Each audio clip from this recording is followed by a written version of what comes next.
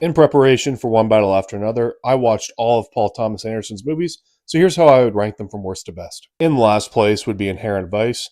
Now, I like Joaquin Phoenix in this, and I like the tone, but the story feels really unfocused. In second last, I have Hard 8, his directorial debut. Has a great cast, has a good John C. Reilly performance, but it's nothing special. It doesn't really stand out amongst his filmography.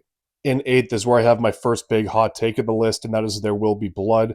Now, from a technical perspective, this movie's a masterpiece. It's incredibly well acted, but the story's uninteresting to me and it's pretty slow. You can basically take everything I just said about There Will Be Blood and apply it to Phantom Thread as well. However, this movie is a little bit tighter in its edit, so I did put it slightly above There Will Be Blood. Next up is Licorice Pizza, with two star-making performances from Alana Haim and Cooper Hoffman. Again, I really like the tone of this, the set design, the production design, it's all incredible.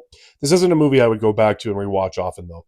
Getting the top five started is Magnolia. Now, Magnolia, for those of you who don't know, is a 3-hour movie with 10 to 15 different interconnected stories. And whenever you have a film structured like this, there are bound to be a couple of stories that you're uninterested in. But again, like every other Paul Thomas Anderson movie, it is incredibly well made, incredibly well acted.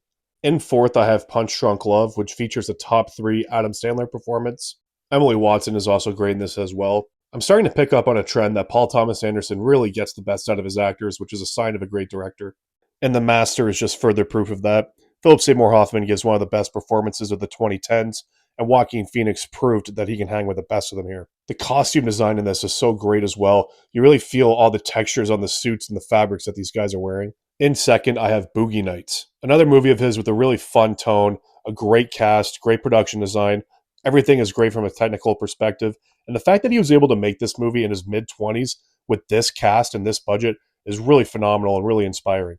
But in first place, I mean, the glaze for this movie from me is never going to stop. It's One Battle After Another.